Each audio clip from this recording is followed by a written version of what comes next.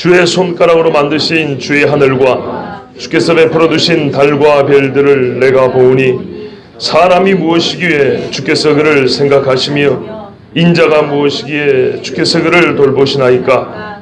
그를 하나님보다 조금 못하게 하시고. 아멘. 좋으신 아버지 하나님, 주여, 주 하나님 계신 천성을 향해서 가는 거룩한 무리들의 찬송을 받아주시옵소서. 우리가 일평생 오늘과 같이 찬송하게 하여 주시고 또한 오늘같이 예배하게 하여 주시고 우리 하나님을 경배하게 하여 주시옵소서. 귀한 하나님의 말씀 듣고자 합니다. 좋은 작지만은 하나님의 크고 엄미하신 말씀을 온전히 전하게 하여 주시고 아버지, 지면을 채울 수 있는 지식이 아니라 영혼을 흔들어 움직일 수 있는 살아있는 생명의 말씀 증거케 하여 주시옵소서. 성령께서 이 종과 듣는 모든 성도를 사로잡으시며 덮으시며 주의 진리의 세계로 인도하여 주실 것을 믿사옵고 예수 그리스도의 이름으로 기도하옵나이다. 아멘. 오늘 본문이 3절부터 5절 상반절이지만 원래는 1절부터 9절까지 다 봐야 됩니다. 근데 왜 오늘 3절부터 다음 금요일까지 해서 8절까지 보기로 했냐면, 요즘 새벽에 히브리서 강의라고 있는데요, 히브리서 1장에 보면 4절부터 14절까지 예수님이, 즉 하나님의 아들이 얼마나 뛰어난 분이신지, 얼마나 영화롭고 존귀한 분이신지 천사와 비교합니다.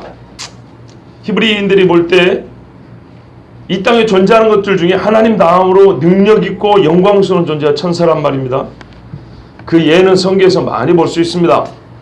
애굽의 장자를 친 이가 천사요, 반석에서 물을 내게 한 천사요, 광야길을 인도한 것도 천사고, 시내산에서 하나님이 말씀을 주셨는데도 천사에게서 받았다고 할 정도고, 여호와의 군대 장관을 여호수아가 만났고 거기서 작전 명령을 듣고 여리고성을 함락시켰고, 아수르 18만 5천도 천사가 쳐 죽였고, 그죠? 예. 삼손의 아비가 짐승 바쳤을 때 하늘에서 불이 떨어진 것도 천사가 해서 그런 거고, 소돔과 고모라도 뭐라면 천사 뭐라면 내가 이렇게 변했어요. 하나님이 하신 일이지만 하나님이 천사를 통해서 하셨단 말이에요. 요한계시록 보면은 천지가 환해질 만큼 권세 있는 천사들이 있어요. 하나님의 보호자 옆에 내 짐승, 그거는 이 땅에 사는 짐승이 아닙니다. 하여튼 이 대단한 천사들, 그래 봤자 하나님의 아들에게는 족탈부족, 비교가 안 됩니다. 그 비교를 1장 4절부터 10절까지 쭉 해갖고 소결론, 종이다 그랬어요. 천사는 종이다. 그런데 재밌는 거는 하나님을 섬기는 종이다, 천사, 하늘의 신분권은 맞잖아요. 근데 구원받을 사람을 섬긴다 그랬어요. 이게 참 해석하기 쉽지 않습니다. 어떤 이들은 여기서 지나쳐서 마치 천사를 자기 종 부리듯이 하는 그런 좀 건방진 사람들이 있어요. 그건 옳지 않습니다. 그런데 2장 5절에 하면 다시 천사에게 나옵니다. 끝난 줄 알았더니 끝나지 않았어요. 계속됩니다.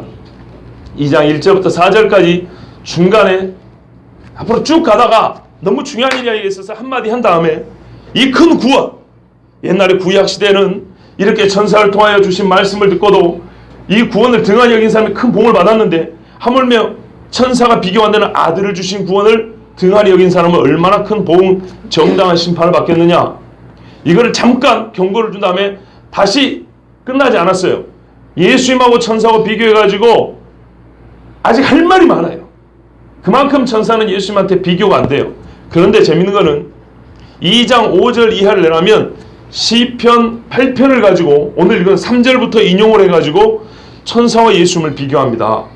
근데 이 말씀이 너무 신비롭고 오묘하고 깊어서 새벽에만 전하기에 아깝다. 그래서 오늘 여러분에게 전하게 된 겁니다. 왜 히브리서를 설교 안 하고 시편을 설교하냐? 히브리서가 인용한 말씀이 시편이에요.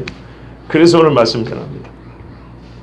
그런데 이 말씀의 요약이 뭐냐면, 시편 8편은 1절 9절에 보면 여호와 우리 주여 주의 이름이 온 땅에 어찌 그리 아름다운지요, 이렇게 돼 있죠. 주제이며 결론은 하나님을 찬송하는 겁니다. 하나님의 영광을 찬송하는 겁니다. 하나님의 은혜를 송축하는 겁니다. 그런데 하나님의 은혜를 송축하는 그 과정, 방식이 독특해요. 직접적으로 하나님을 높인다거나 하나님이 하신 일, 그러니까 하나님의 본성 자체를 가지고 막 이렇게 드높인 게 아니고 하나님이 하신 어떤 일을 통해서 하나님을 높입니다. 근데 그 통해서 하는 그 일이 뭐냐 했더니 하나님이 사람을 존귀하게 하셨어요. 아, 놀라운 이야기죠. 하나님이 사람을 존귀하게 하셨기 때문에 사람인 나는 하나님을 더욱 노래하지 않을 수가 없어요. 자, 이때 사람이 높으면 높을수록 하나님을 더 찬양하게 될까요? 낮으면 낮을수록 하나님을 더 찬양하게 될까요? 낮으면 낮을수록. 로마서에 죄가 더한 곳에 은혜가 더한다 그러죠. 그죠? 죄인 것을 인식하면 할수록 하나님의 거룩함, 하나님의 은혜는 더 커지게 되겠죠. 더 눈물을 흘리게 됩니다. 시편은 꼭 그런 구조예요. 시편 8편은 정말 나 같은 게 뭐라고, 우리 번역이 그렇게 돼 있잖아요. 사람이 무엇이기에. 옛날 번역이 조금 더 이 가슴에 와닿는 게 더 커요. 무엇이고 한데, 니까짓 게 뭐라고, 이런 표현이죠. 그거를 무엇이고 한데, 사람 이까짓 게 뭐라고, 인자가 뭐라고 하나님께서 이렇게 돌보시오 생각하십니까? 이런 말 뜻이에요. 이렇게 자기를 낮췄어요. 그런데 하나님이 주신 것은 나 같은, 지지난주인가 말씀드렸죠. 나 같은 죄인. 같은은 비교할 때 쓰는 거고요. 비유할 때 직유법이라고 그랬잖아요. 어떤 죄인이 있는데 네가 어느 정도 죄인이냐면 나 정도 죄인이다, 이렇게 써야 되는 건데 실제로는 어떻게 쓰이냐, 나를 최상급으로 죄인되게 만들 때, 세상에 나만한 죄인이 없다 이렇게 만들 때 나 같은 죄인이라고 이렇게 표현합니다. 이게 약간의 이 문법의 일탈이죠. 나 같은 놈이 없다, 꼭 그런 표현입니다. 나같이 천한 존재가 없는데 하나님이 나를 엄청나게 높여주셨어요.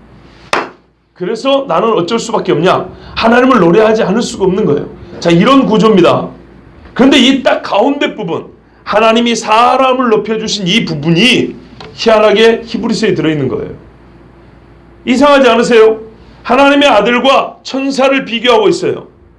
그러면 하나님의 아들이 얼마나 천사보다 높은지를 말하려면 인용할 말씀이 무지하게 많아요. 그런데도 불구하고 시편의 딱 가운데 부분, 하나님이 사람을 존귀하게 한 이 부분을 가져다가 하나님의 아들이 천사보다도 뛰어나다는 증거로 삼았어요. 미리 앞으로 한참 남은 얘기지만 확 끌어다가 결론을 말하면 하나님의 아들이 사람이지요. 성육신 하셨죠. 성육신을 이해 못하면 절대 이 말씀이 이해가 안 됩니다. 연결이 안 됩니다. 전통적으로 히브리서를 누가 썼냐 문제지만 저는 사도 바울이 썼다고 봅니다. 그 이유는 히브리서 첫 번째 강의할 때 한 8가지 이유를 말씀드렸어요. 저는 바울이 썼다고 믿는데, 바울 같은 구약의 전문가가, 바리새인은 구약의 전문가 아닙니다. 예수님이 다 틀렸다 그랬어요. 아는 척을 많이 했을 뿐이지 실제 전문가가 아니에요. 예수님이 맞다고 한 게 별로 없잖아요. 그죠? 가끔 한 사람 칭찬받았지. 자, 이 바울 같은 구약의 대가가 볼 때 성경은 성경을 해석하는데 시편을 보니까, 예수님을 알고 시편을 보니까 이게 보통 깊은 말씀이 아니에요. 예? 그저 나같이 천한 것을 어떻게 높여주셔서 하나님 그냥 감개무량해서 높여 그냥 노래한 것을 넘어서서 시편에 나를 가리켜. 시편은 이중성이 있어요. 개인적인 서정적인 고백이면서 단식이면서 감사하면서 노래지만 동시에 자기도 모르는 사이에 어느샌가 예언을 담고 있는데, 다윗이 노래한 시는 대표적이고요. 거기에 예수님에 대한 이야기인데 예수님이 육체로 오셨단 말이에요.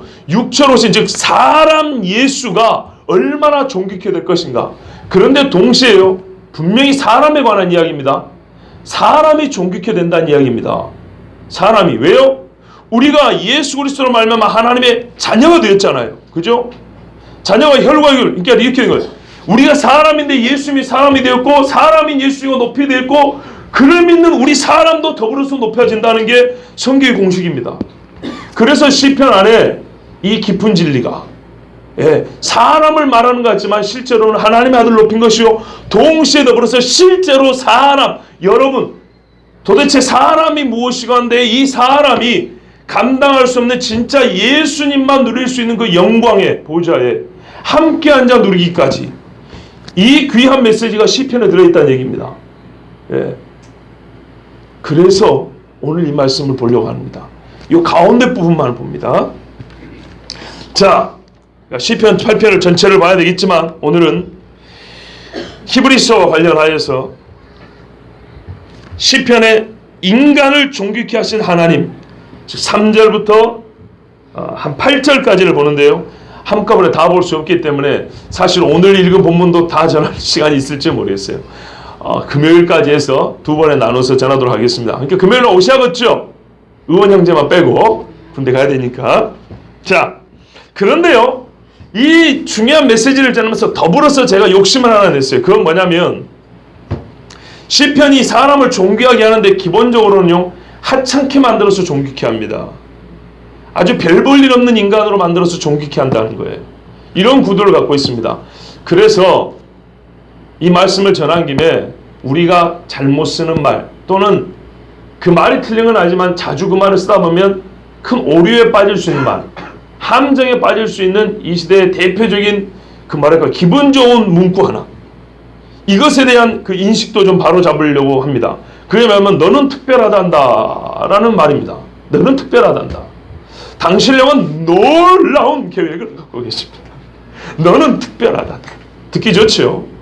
맥스 루케이드라는 사람이 너는 특별하단다라고 그 아동 소설을 썼어요. 조그만 얇은 책인데 상당히 교훈적이고 좋은 내용이에요. 저는 그 작가와 책을 욕할 마음은 전혀 없어요.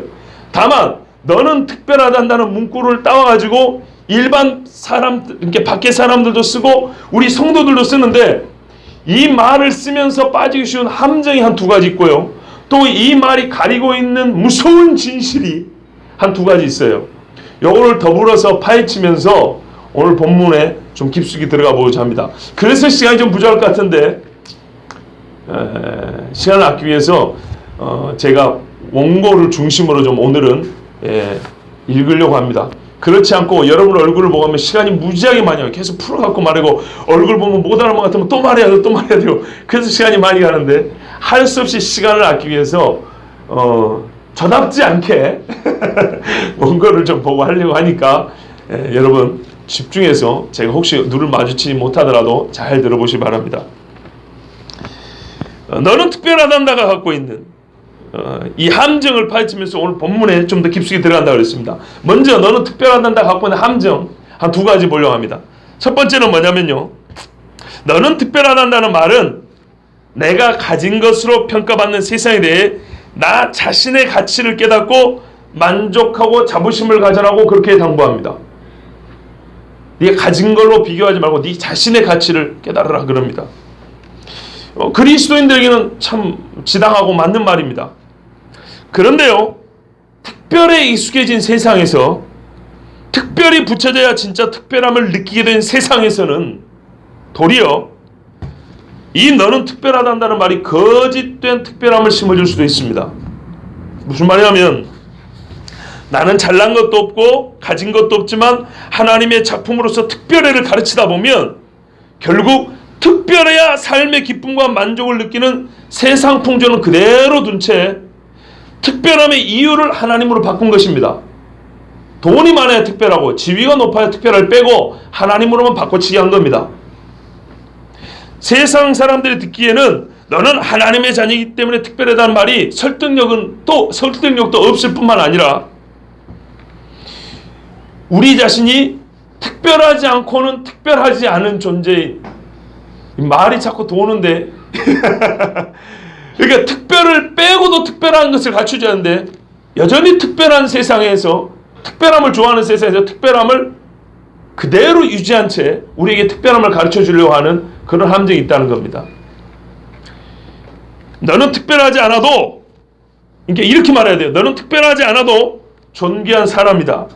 당신은 사람이기 때문에 소중하다를 가르쳐 옳습니다. 너는 하나님의 자녀이기 때문에 특별하다를 말하기 전에 너는 그냥 하나님의 작품이기 때문에 특별하다가 아니고 소중하다고 말한 거예요. 특별해서 소중한 것이 아니고 사람이니까 소중하다고요. 너는 다른 사람과 똑같은 사람입니다. 당신은 똑같은 사람입니다. 멋진 옷을 입은 사람과 멋진 옷을 입지 못한 당신은 똑같은 사람입니다. 그러니까 너는 멋진 옷을 입지 않아도 특별하다고 말하지 말고 이 멋진 옷을 입은 사람이나 안 입은 사람이나 넓은 평수에 사는 사람이나 단칸방에 새방 안으로 사는 사람이나 똑같은 사람이라고 가르쳐야 된다 이 말입니다. 나머지는 이 사람에게 덧붙여진 것입니다. 예. 두 번째는요, 너는 특별하다는 말이 참 듣기 좋은 말이라는 사실이 함정입니다. 자고로 듣기 좋은 말은요, 진실을 왜곡하거나 더 중요한 사실을 망각하게 하는 마취약 같은 기능이 있습니다. 듣기 좋은 말은 그래요. 그래서 아부가 통하잖아요. 알면서도 승진 고가에 반영이 되잖아요. 알면서도 딸랑딸랑하면, 그죠? 단도직입적으로 말하면 너는 특별하다는 말은 때로 하나님께서 당신을 위한 특별한 계획이 있습니다 라는 말과 함께 둘이 힘을 모아서 다른 복음이 되기 쉽습니다. 복음을 듣는 자들이 그리스도 예수께 대하여 전적인 신뢰와 헌신을 가져야 되는데 그런 것 없고, 교회와 성도들의 선물과 칭찬만 기대하는 어린아이 같은 신앙인으로 자라게 할 수 있습니다. 자기 죄를 고백하고 성령의 도우심을 받는 그리스도인이 아니라 교회가 들려주는 심리적 위안으로 교회 다니는 맛을 느끼게 합니다. 교회만 오면 특별하다 소리예요. 특히 어린애들 붙들고. 세상에서 실패한 나의 꿈을 하나님이 도와주고 교회가 밀어주고 곧 이루어질 것만 같은 헛된 꿈을 꾸게 만드는 경우가 있습니다. 그 꿈이 옳은지 그른지 내 것인지 남의 것인지 상관없이 하나님이 살아계신다는 사실과 그분과의 관계 속에서 인간이란 누구이며 무엇인가에 대한 깊은 묵상은 뒤로 제쳐두고 나 중심의 삶, 나 중심의 삶을 살겠는데 일조라는 겁니다. 왜요? 너 죄인은 말하고 너는 특별하다고 계속 한번 얘기해 보세요. 옛날에 오냐 자식 후레 자식 된다고 이렇게 오냐 키운 자식은 할아버지 수정 뽑는다 그랬어요. 그렇게 된다 이 말입니다. 교회는 때로 하나님의 피조 세계의 한 부분으로서의 인간, 죄인으로서의 사람을 망각하게 만드는 그런 말들을 하는 경우가 있습니다. 성경이 말하는 인간은 상당히 다채롭습니다. 다양한 국면에서 인간을 말해줍니다. 다양한 국면에서 하나님을 설명하는 것처럼. 그런데 그 중에 한 부분만 취해가지고 너는 특별하다 이것만 취해가지고 사람을 설명하면 아주 사람을 병들게 하는 것입니다. 그저 세상이 말하는 사람으로서 잘 살게 하는데 내가 특별하다는 말로 도와주는 꼴밖에 안 됩니다.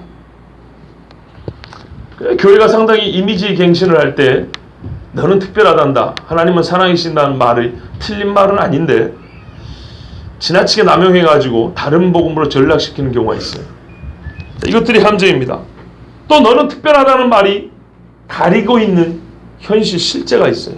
참 무서운 게 있어요. 그건 뭐냐면요, 이것부터 한번 생각해 보세요. 너는 특별하다는 말을 우리가 왜 하게 되었을까요?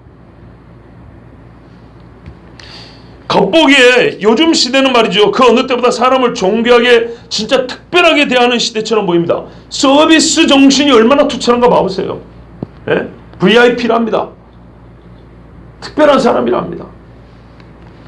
사람을 위해서 수많은 기관과 건물이 세워졌고요, 제도가 구비되어 있고요, 또한 사람을 위한 봉사자들, 사람들도 얼마나 많이 있는지 모릅니다. 복지도 잘 되어 있습니다. 치료약도 잘 개발되어 있고 기초생활비도 주고 교육기회도 많이 준비되어 있습니다. 얼굴 예뻐지라고 기가 막힌 화장품도 만들어 내놓고요, 건강이라고 먹기도 좋고 몸에도 좋다는 약도 건강식품도 무지막지하게 유통되고 있습니다. 여기 양념시장 가보세요. 놀러 갈 곳도 많고 놀 수 있는 시간도 돈도 예전에 비하면 훨씬 많아졌어요. 풍부해졌어요.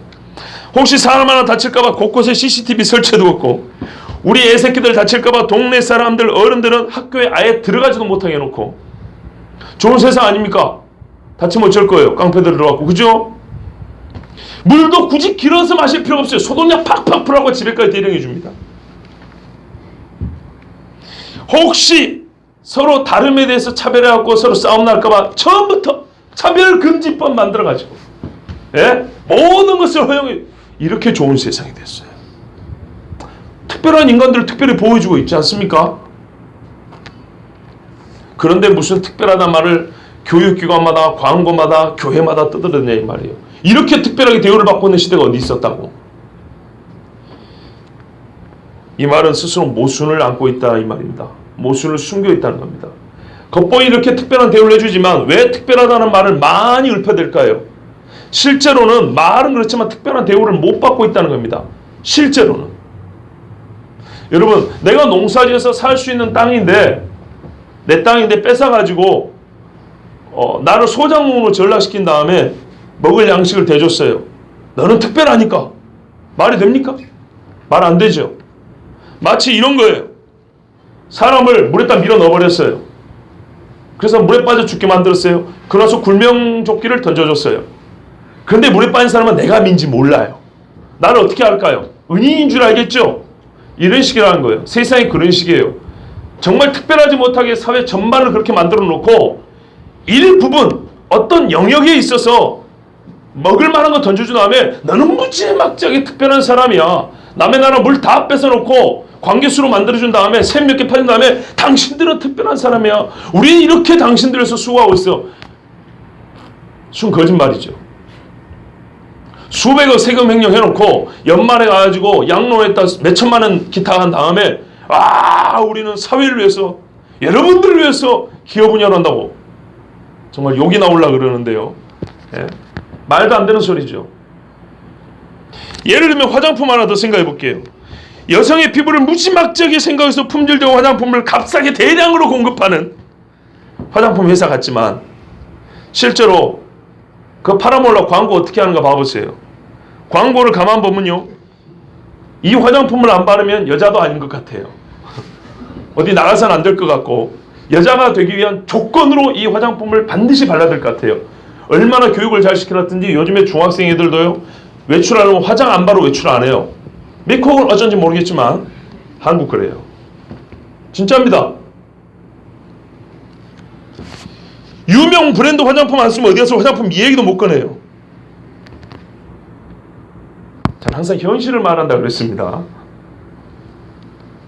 원래 화장품이 뭡니까? 부끄러움을 가린다는 거 아닙니까? 그런데요, 화장품 때문에 부끄러워졌어요. 화장품이 그런 게 아니고 화장품을 만든 인간들이 문제죠. 그래놓고도 우리 화장품 회사가 여성의 아름다움을 드높여 주겠다고, 이 아름다운 가치를 확실하게 세상에 만방에 알려주겠다고, 당신의 특별함을 우리가 드러내 주겠다고 그 목적으로 화장품 만든다고 광고는 막 그렇게 찍어냅니다. 원래 10대 때는 화장품 안 발라도 얼마나 이쁜지 모릅니다. 그 자연미 자체가 얼마나 이쁜지 몰라요. 카드 회사 광고는 어떻습니까? 특별한 카드 행사 광고를 말하기는 좀 그렇지만 대표적으로 H 광고, H 카드 회사인데 그 뭐 잘생긴 인간이 하나 나고 영화 볼 때 나오는 사람 있어요. 카드가 없을 때보다 우리는 더 경제생활에 투명해졌다고 말하는 사람도 있습니다. 그런가요? 카드 때문에 지능적인 범죄, 더 큰 규모의 경제범죄가 얼마나 많아졌는지 모릅니다. 그리고 경제생활 자체가 얼마나 해퍼지고 생각 없이 돈을 쓰는지 한번 봐보세요. 지금 당시에 현금을 안 세기 때문에 생각보다 맘 놓고 씁니다. 저만 봐도 그래요. 사람들의 사고방식도 전산화되어 갑니다. 그런 측면은 생각할 기회도 주지 않고 이 카드만 쓰면 돈 벌 수 있다는 카드. 카드 쌓고 돈 벌었다 소리 한 번도 못 들었어요. 뭐 이 카드를 쓰면 뭐 왕자처럼 공주처럼 살 수 있는 것 같다 막. 예? 인생의 참된 보람을 느끼게 할 수 꼭 그런 식으로 광고는 찍어냅니다. 당신은 특별하니까 이 카드 들고 떠나라는 거예요. 세계 어느 나라만 이 카드만 나는 아주 특별하게 대우해 줄 것처럼. 여러분 웃는 것을 보니까 그동안에 많이 속으셨군요. 또 안다는 뜻이겠죠. 이게 너는 특별하다 감추는 현실입니다. 근데 당신 특별하니까 우리 카드 쓰라는 거예요. 특별하지 않은 당신은 이런 우리의 이 귀한 카드를 빌려주지도 않고 내주지도 않아. 당신이 특별하니까 고객님께만 이 카드를 발급해 주는 거예요. 개똥 같은 소리죠. 그래서 돈 빼보세요. 특별함이 어디 있는가. 그 외에도 많습니다만은 간단히 말하면 이런 말입니다. 세상이 왜 너는 특별하다를 소리치고 광고 말로 집어넣냐. 첫째는 인간 스스로가 이미 특별할 것 없는 인간으로 스스로 자기가 자기를 만들어버렸다는 자기 고발입니다. 이거는 한 50년 전에 영국의 C.S. 루이스가 말했습니다. 인간이 언제까지 개발할 것이냐. 인간 자신을 이용하여서 스스로 폐지될 때까지, 망조화될 때까지 아마 그때야 멈출 거다 그랬어요. 두 번째는 너는 특별하다는 말조차도 진정 사람을 존귀히 생각해서가 아니라 파괴된 인간에게서, 그러니까는 거지에서 쪽박까지 뺏겠다는 겁니다. 그러려고 너는 특별하지 않습니다. 먹을 라면 한 그릇 사 먹을 돈 없는 여자가 화장품을 사야 됩니다. 왜? 특별하니까. 여기서 우리가 또 하나 깨닫게 되는 거 있습니다. 뭐냐면요, 세상은 사람과 세상에 대해서 옳은 소리를 아예 안 하는 건 아닙니다. 할 때도 있습니다. 그런데 매우 부분적인 것을 가지고 전체인 것처럼 말한다는 겁니다. 한 인간의 한 존재를 절대화해가지고 인간 전체를 바라보게 합니다. 의사는 치료 대상으로서의 신체를 보고요. 경제학자는 돈으로 자기 가치를 말하는 사람을 말하고요. 물리학자는 영적인 세계를 빼버리고 자연현상의 결과로서의 인간을 말합니다. 개인주의나 도덕적 상대주의나 심리치료법이나 소비주의는 인간이 서로 사회적 존재, 관계적 존재를 빼고 순전히 개인적 목적을 달성하는 데만 그 힘을 보태주는 사상들입니다. 자기 만족에만 도취되게 만듭니다. 이때 쓰는 말이 뭐냐면 너는 특별하단다는 거예요. 남 생각하지 말은 거예요. 너만 특별하면 돼요. 당신은 특별하니까 이제 당신만의 생을 살아라. 남편과 자식으로부터 해방을 선포하라. 열심히 일했으니 이제 한 번쯤 누려라. 윤리고 뭐고 이런 거 다 빼놓고 그냥 마음대로 원하는 대로 누려라. 이 정도로 당신은 특별한 사람이다. 누릴 자격이 있다. 그래서 진짜로 특별하게 대우받아야 될 부모님은요, 버림받고요. 특별하게 사랑받아야 될 자식들은요, 외롭고 원한을 품고 자라게 됩니다.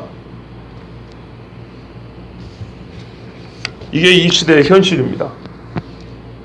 그래서 이 현실을 감추기 위해서 너는 특별하다는 소리를 만들어냅니다. 근데 성경은 이렇게 말 안 합니다. 너는 특별하다는 말을 말해주지 않고 너는 사람이다라고 말합니다. 너는 특별하다는 거짓말이지만 너는 사람이다는 말은 진실이고요. 진짜로 사람을 존귀하게 합니다. 그래서 성경이 말하는 사람, 우리 1월달에 새벽기도할 때 일주일 동안 들으셨지만 오늘 시편이 말하는 사람이 뭔가, 정말 사람에 대해서 우리는 나가 사람이니까 듣고 또 듣고 할 필요가 있습니다. 자, 3절에 보시면 너는 특별하다 얼마나 다른지 한번 봐보세요. 3절에 보시면 주의 손가락으로 만드신 주의 하늘과 주께서 베풀어 주신 달과 별들을 내가 보오니, 사람이 우리 번역에는 하늘이라고 되어 있지만 하늘들입니다. 이거는 물리학자들에서 논쟁이 있을 법한 이야기인데요. 하늘들입니다. 하나님은 여러 층의 하늘을 만드셨다 그랬어요. 하늘들을 보았어요. 하나님의 손가락으로 만들어 놓은 작품을 봤어요. 그리고 하나님이 만들었어요. 질서정연하게 이렇게 만들어놓고 정리해놓고 돌게 하는, 궤도에 맞춰 돌게 하는 달과 별들을 봤어요. 그러면서 한번 생각을 해봤어요. 그때 깨달은 바가 뭐냐? 사람이 얼마나 하찮은 존재인가 했어요. 그래서 이렇게 고백했어요. 사람이 무엇이기에, 인자가 무엇이기에, 이렇게 말했어요. 우주를 보고 이렇게 깨달았다 하니까 우리가 한번 예를 한번 들어볼게요. 여러분, 태양계, 태양이 있고 수금지와 목토 천해명이 있죠. 이 별들 9개가 빙글빙글 도는 데를 태양계랍니다. 이게 어느 정도 크냐? 어느 정도 크냐 하면 예를 들면 이렇게 할 수 있습니다. 40평 집에 베란다 끝에다 야구공 하나 놔뒀어요. 베란다 끝에 야구공 하나 놓고 저 안에 부엌 싱크대 끝에다가 쌀한톨 놔뒀어요. 태양하고 지구입니다. 이 쌀한톨 옆에 1cm 옆에 뭐가 있다고 할까요? 쌀 눈 정도 되는 작은 게 아니라 그게 달입니다. 축소시키면 요만해요. 사람은 얼마나 할까요? 그런데 이 태양하고 이 야구공하고 쌀한톨에 있는 거리가 빛이 달리면 8분 달린답니다. 근데 빛의 속도로 10만 년을 달려야 이 태양계를 감싸 있는 우리 은하라는 게 있어요. 우리 은하라는, 이런 게 우주에는 수십억 개 됩니다. 사람이 얼마나 작고 하찮은지 알겠죠? 그런데 어떤 또라이들은요, 자기가 신이래요. 들리도 안 해요. 보이도 안 해요. 지도를 갖다 놓고 한번 봐보세요. 제주도에서 내가 신이라고 했어요. 한국 지도 갖다 놓으면 요만해요. 세계 전도 갖다 놓으면 요만해요. 태양계에서 보면 어디 숨은지 보이지도 않아요. 그런데 꼴에 잘났다고 자기가 돈 좀 있고 권세 좀 있다고 내가 신이다 이런 미친놈들이 있어요. 보이도 않는데. 이렇게 작은 존재가 인간이에요. 참으로 하찮아요. 근데 하나님 얼마나 시력이 좋으신가. 이 사람을 생각하고 찾아오셨다는 거예요. 하나님께서 사람을 생각합니다. 자, 여기서 생각한다는 말이 뭐냐면 자카르라는 데요. 기억하다는 말입니다. 이거 뭘 기억하냐? 하나님께서 이 말은 기억에 떠오르는 걸 행동한다는 건데 기억하려면 뭔가 약속한 게 있어야겠죠. 사람에게 본시 하나님이 하려고 했던 게 있어요. 사람을 통해서 하시고자 한 일이 있어요. 그걸 항상 기억하신대요. 사람을 볼 때마다. 그렇죠? 창조시 하신 말씀이 있어요.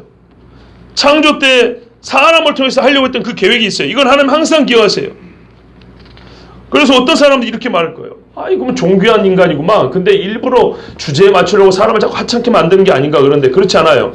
어디서 이 하찮은 존재가 할 수 있냐? 사람이 무엇이게요?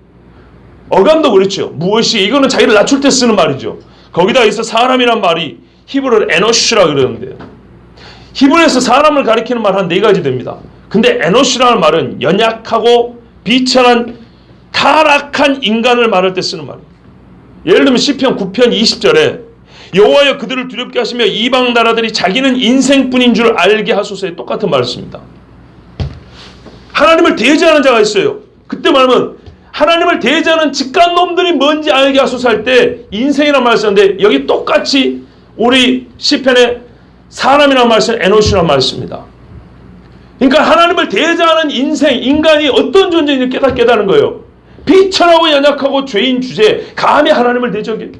이럴 때 쓰는 말이에요. 그렇기 때문에 하나님께서 전혀 기억하고 생각할 필요가 없는 연약하고 타락한 나를 뭐라고 하나님이 기억하시고 하나님이 준비하시고 계획하셨던 일을 행한다는 거예요. 사람에게. 두 번째는요. 인자가 무엇이게 그랬어요. 인자는 벤 아담입니다. 아담 우리 알죠? 아담. 근데 아담은 또 일반 명사 사람이라고도 합니다. 벤은 아들이라고요. 사람의 아들이라는 말입니다.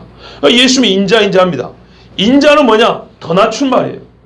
사람 자기를 더 낮출 때 인자라고 합니다. 예를 들면 욥기 25장 6절에 하물며 구더기 같은 사람 벌레 같은 인생이랴 이렇게 해놨어요. 사람을 구더기 같다 그랬어요. 이때 사람이 아까 했던 에노시고요. 벌레 같은 인생 할 때 이 벤 아담입니다. 인자입니다. 사람은 비교할 때 벌레나 구더기하고 비교할 만하지 무슨 하나님 천사 비교할 수가 없다 이 말입니다. 그 정도로 낮출 때 쓰는 말이 뭐라고요? 인자란 표현이라고요. 그러므로 예수님이 자기 자신을 인자라 불렀죠. 종으로서 자기 자신을 철저히 낮춥니다. 그러나 이 말에는 또한 감추어진 비밀이 있습니다. 다니엘서 보면 인자가 쇠하지 아니하는 나라의 권세를 받습니다. 예, 낮춰졌기 때문에 그 나라 권세를 받는 겁니다. 자, 어쨌든 사람이라는 말이나 인자라는 말이나 자기를 무지하게 낮추고 내가 죄인이란 타락한 존재라는 것을 시인하는 표현입니다. 그래서 주님이 돌보신다는 것이 감기무량한 거예요. 돌보다는 말이 원래는요 히브리어 파카에서 나온 말인데 이 말은 한 6가지 뜻이 있습니다. 그 중에 대표적으로 2가지인데 하나는 우리가 보는 것처럼 돌보다 하고 또 하나는 찾아오신다는 거예요. 창세기 20장에 보면 여호와께서 때가 참에 사라를 돌보시고 돌아보사 뭐 이런 표현이 있어요. 사라를 찾아오시다는 거예요. 그리고 요셉이 이렇게 말합니다. 하나님께서 기약이 이르면 여러분들이 있지 않고 찾아오셔서 애굽에서 이방시키 이때도 같은 말씀이 쓰입니다. 그래서 이때 찾아온다는 뭐냐? 와가지고 밥 차려라는 얘기가 아니고 찾아오셔서 우리 일을 간섭하신다는 거예요. 우리가 앞장서 있는 일을 너 안 되겠다. 너 뒤로 좀 물러서라. 내가 나서서 하면 손 딱 거지고 하나님이 나서가지고 일을 쫙쫙쫙 행하신다 이 말입니다. 이거를 찾아오신다 돌보신다 그래요. 그럼 하나님이 어쩐다고요? 비천하고 연약하고 죄인인 나를 기억하시고 찾아오셔가지고 하나님께서 본래 하려고 계획했던 일을 사람에게 맡겨주지 않고 네 뒤로 빠져가고 하나님이 직접 하신대요. 이쯤 되면 눈치 빠른 분들은 생각이 날 겁니다. 하나님이 하시는 대표적인 그 사역이 뭡니까? 밥을 해줍니까? 만나가? 반세 이상으로 물이요? 홍해 가는 게 하나님이 하신 일입니까? 하신 일이죠. 그런데 이 본문이 말하고 싶은 깊은 이야기는 히브리서하고 그리스도 연관시켜 봐야 돼요. 성육신을 통해서 하신 일이에요. 때가 참에 아들을 보내셨잖아요. 그 아들이 와가지고 뭘 했는가를 봐보세요. 그때만큼 인간을 존귀케 한 적이 없어요. 그때만큼 인간이 누군지를 바르게 가르쳐 준 적이 없어요. 그 일을 통하여 인간이 장차 받게 될 권세와 영광의 근거를 마련한 사건은 예수님의 성육신이에요. 그래서 히브리서는 이걸 읽어낸 겁니다. 우리는 이 시편에서 창조하실 때 하나님이 만드신 인간, 그렇지, 사람은 하나님의 형상일 뿐이지, 그러나 또 한편 얼마나 위대했던가, 세상을 다스리고 정복하라 하지 않았던가. 그렇잖아요. 이렇게 창조의 맥락에서만 읽을 수 있지만, 그렇게 보면 시편 8편은 반밖에 못 읽습니다. 온전하게 읽으려면 구속하신 예수님, 인간의 몸을 입고 오신 아들들이, 자녀가 혈과 육을 입었으므로 혈과 육을 입고 오신 하나님의 아들을 같이 봐야 이 시편 8편의 깊은 것을 이해할 수 있습니다. 자, 보십시오. 5절 전반부가 지금 제가 드린 말씀의 근거를 마련해 줍니다. 그를 하나님보다 조금 못하게 하시고 그랬어요. 하나님보다 조금 못하게 하시고, 시인의 깨달음은요, 이제는 이 물리적인 세계를 보면서 내가 이 하찮은 존재구나, 내가 이 작은 존재구나, 그럼에도 불구하고 하나님이 찾아오시다니, 이것으로 끝나지 아니하고 영적 세계까지 눈이 열렸습니다. 영적인 세계. 봐보세요. 사람을 하나님보다 조금 못하게 하셨대요. 번역에 따라 천사들보다 조금 낮게 못하게 만드시고라고 해석할 수도 있습니다. 아까 말씀드린 대로 시편 8편을 창조하셨을 때 인간의 부족함, 하나님의 비교의 부족함, 그러나 이 피조 세계를 다스릴 존재로 지음받은 이 위대함, 이거를 말하면 하나님보다 못하게 하시고 맞지만, 아까 말씀드린 대로 성육신하신 예수님의 사역과 연관을 지면 천사들보다 조금 낮게 만드시고가 더 맞습니다.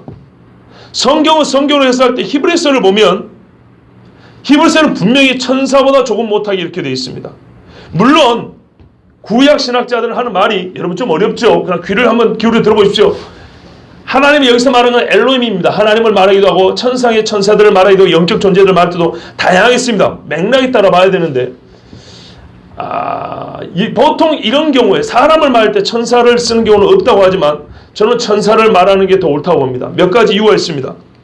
첫 번째는 아까 인자라는 단어를 썼다고 그랬어요.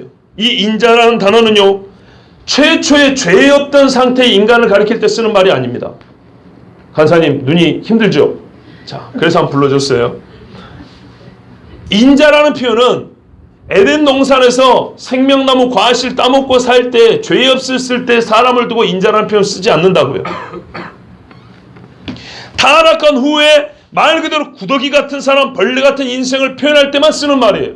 이미 이것은 타락을 전제한 얘기입니다. 두 번째는요, 5절 후반부터 8절까지 보면 창세기에서 처음 창조된 때 인간이 받은 권위와 권세를 넘어섭니다. 한번 읽어보실래요? 제가 읽어드릴게요. 5절 후반부. 영화와 종기로 관을 씌우셨나이다. 주의 손으로 만드신 것을 다스리게 하시고 만물을 그의 발 아래 두셨으니 곧 모든 소와 양과 들짐승이며 공주의 새와 바다의 물고기가 바닷길에 다니는 것이니이다. 딱 창조시의 명령 같죠? 그런데 그걸 넘어섭니다. 만물을 그의 발 아래에 두셨으니, 이 말은 신약에 가면 재림하실 때 예수님이 받는 권세입니다. 히브리서는 여기에 조금 해석을 가미해서 그것을 더 확실하게 설명을 해줍니다. 생육하고 번성하고 땅을 정복하고 다스리는 보다 더 큰 권세를 말하고 있어요. 세 번째는 5절 상반절까지는, 아까 우리가 읽은 데까지는요, 아직까지 비천하고 작은 피조물로서의 인간을 말하는 그런 맥락입니다. 그렇기 때문에 하나님보다 조금 못하게 하시고라고 우리가 5절 전반부를 읽어버리면 여기서 어찌 사람의 하찮음과 자금을 말할 수 있겠습니까? 지금 사람의 자금과 하찮음을 말하는 맥락인데 사람을 하나님보다 조금 못하겠어요? 하나님보다 조금 못한 것은 최고로 좋은 거 아닌가요? 그게 어떻게 하찮음이 되냐고요? 그게 어떻게 작은 게 되냐고요? 피조물 중에 그보다 큰 게 없는데, 그보다 존귀한 게 없는데, 그렇지 않습니까? 이미 자기가 하나님보다 조금 못한 자임을 아는 자가 무슨 사람이 무엇이간데 주께서 저를 생각하시며 인자가 무엇이간데 뭐 버려지 같고 벌레 같고 구더기 같은 나를 찾아오시고, 이런 표현을 어떻게 쓰냐 이 말이에요. 그래서 시인은 사람이 하나님의 창조 작품이라는 점을 모르는 바가 아닙니다. 비록 사람이 하나님의 형상으로 지어졌다 하더라도 사람이 가진 능력과 존귀함이란 어떤 면에서 천사보다 못하다는 사실을 깨달았다는 겁니다. 히브리서는요, 천사보다 조금 못하게 하셨는데 잠시 동안이라고 그랬어요. 잠시 동안. 이게 첨가되어 있습니다. 이거는 해석상 그렇게 말할 수 있었던 겁니다. 인간은 항상 천사보다 못한 게 아니에요. 잠시 동안. 그렇다면 잠시 동안 못하게 된 계기가 있었을 거 아닙니까? 이게 바로 타락이라는 겁니다. 그러면 잠시 동안 못하게 된 실제 내용이 뭐냐? 뭐가 잠시 동안 못하게 된 거냐? 여러 가지가 있겠지만 창세기에서 우리가 확실하게 확인할 수 있는 건 뭐냐면 인간의 불멸성이 필멸성으로 바뀐 겁니다. 죽지 않을 수 있는 존재가 너는 반드시 죽으리라고 바뀐 겁니다. 천사는 죽지 않습니다.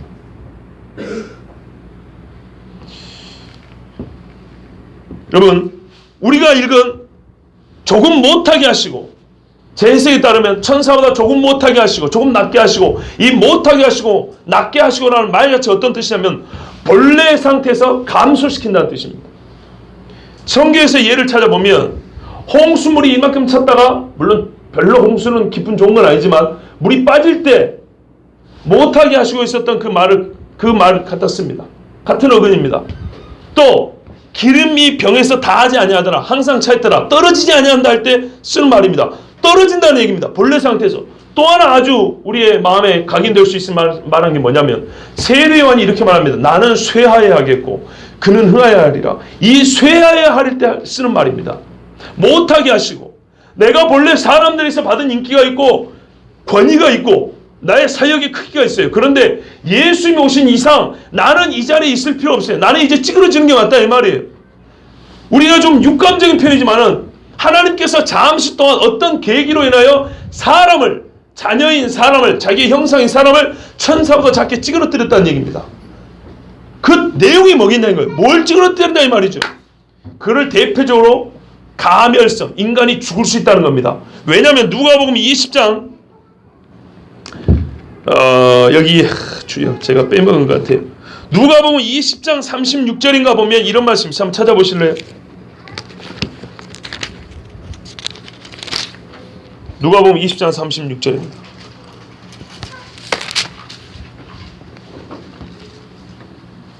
자, 부활할 때 이야기입니다. 부활 논쟁인데요. 36절에 제가 읽습니다.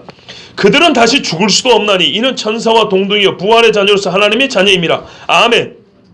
전체가 매우 중요한 말씀이지만 전반부를 봐보세요. 그들은 다시 죽을 수가 없대요. 부활한 육체는 죽을 수가 없대요. 이것이 부활하기 전과의 극명한 차이점입니다. 그리고 이 차이점을 또 부연 설명하기를 천사와 동등이요 이렇게 표현했습니다. 그러므로 제가 말씀드린 겁니다. 천사보다 조금 낮아진 대표적인 게 뭐냐? 죽는다 이 말입니다. 반드시 죽는다. 근데 부활하면 죽지 아니하다. 이걸 어떻게 표현할까? 그래, 천사와 동등이다. 이렇게 예수님 말씀한 거예요. 우리가 이해하기 쉽게. 이것이 예수님이 우리가 이해하기 쉽게 말씀하신 대표적인 천사보다 낮춰진 인간의 상태입니다.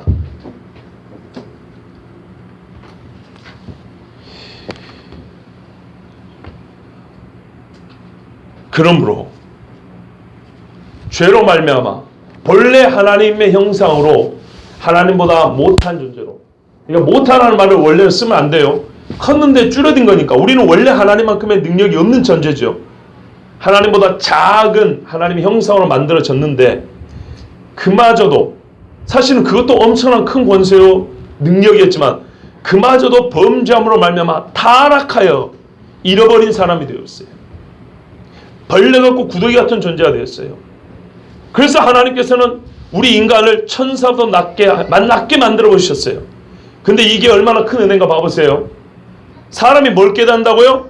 사람이 무엇이간데, 인자가 무엇이간데, 벌레 같고 구더기 같습니다. 그렇게 깨달았죠. 근데 하나님께서 우리 인간을 향하여 하신 첫 번째 일이 뭐냐? 돌보신 첫 번째 일이 뭐냐? 바로 높여준 게 아니고 더 낮춰버렸다는 겁니다. 이게 역설입니다. 이게 시편에서 읽어내야 될 진짜 깊은 진리입니다. 봐보세요. 3절 4절에 뭐라 했어요?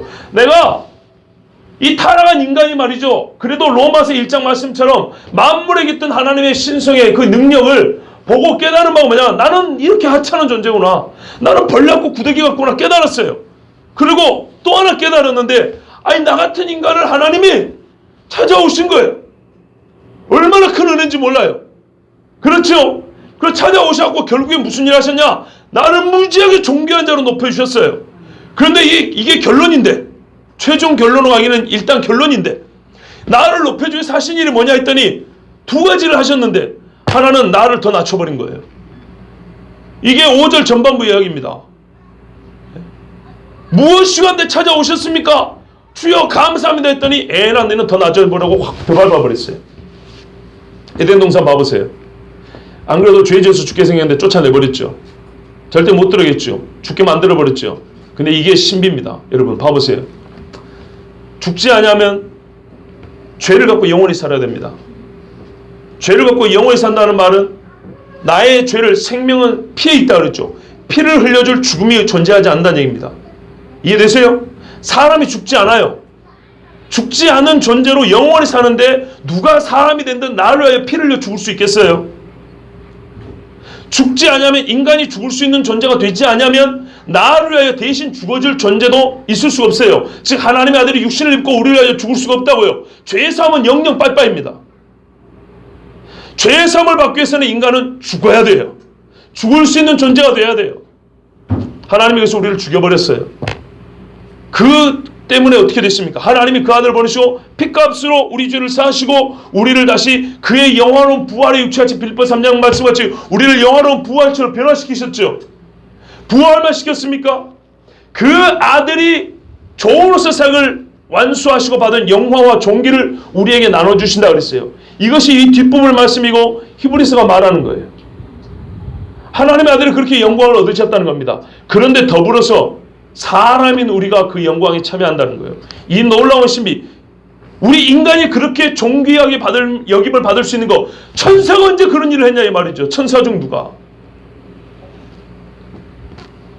여러분, 그러므로요, 너는 특별하다는 말할 필요가 없어요. 너는 그냥 사람이다만 말해도 충분해요. 내가 사람인 것만 똑바로 알아도요, 주여 사람이 무엇이간데, 버러지 같고 구대 같은 인생이 무엇이간데 나를 이렇게 찾아오셨나이까. 나를 살리려고 나를 천사보다 낫게 하셔서 잠시 동안 죽을 수밖에 없는 필멸의 존재로 만드셨습니까? 그래서 아들을 보내셔서 나를 위하여 죽으시고 나를 부활하시게 하셔서 이제는 죽지 않고 영원한 하나님의 나라에 거하게 하셨습니까? 사람이라는 사실만 똑바로 알면 죽지 않고 살 수 있어요.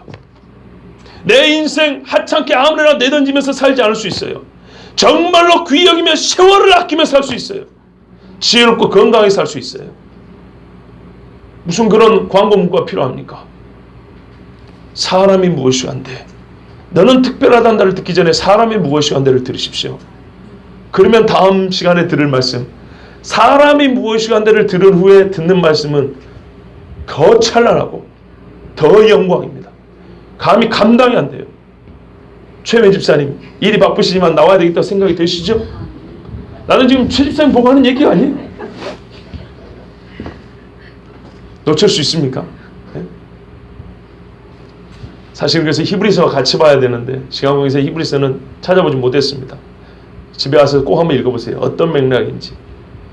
이중성이 있고요, 감추어진 게 있어요.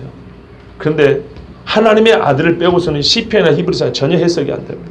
하나님의 아들, 즉 언제 아들이라고 부릅니까? 육신을 입고 오신 하나님을 하나님의 아들이라고, 그 아들을 빼놓고서는 이해할 수 없는 말씀이고요, 반쪽짜리로 그칠 수 있는 겁니다. 인간은 물론 창조시 때부터 영화와 종기로 관을 씌움받은 존재입니다. 그러나 더 큰 영광은 우리 하나님께서 새하늘과 새 땅에 우리 인도하실 때 받을 것입니다. 그때는 하나님의 아들 예수와 같이 우리가 양자가 되었으므로, 그렇죠? 법적으로 양자는 친자와 동등합니다. 물론 성경을 세밀하게 읽어보면 모든 구원받은 자가 누리는 건 아니에요. 그 부분에 대해서는 다음 시간에 말씀드리겠지만, 하여튼 인간은 사람이라는 것만 확실히 깨달아도, 이건 대하나님을 대한 겁니다. 하나님을 대하여 내가 사람이요 인생이라는 사실만 깨달아도 지극히 존귀하며 하나님에게 큰 은혜를 받고 있고 감당할 수 없는 권세와 권능과 영광을 부여받은 존재임을 알 수 있습니다. 여러분, 그러므로 우리는 마땅히 해야 할 말이 있습니다. 여호와 우리 주여, 주의 이름이 온 땅에 어찌 그리 아름다운지요. 주의 영광이 온 하늘을 덮었나이다. 아멘. 기도하겠습니다.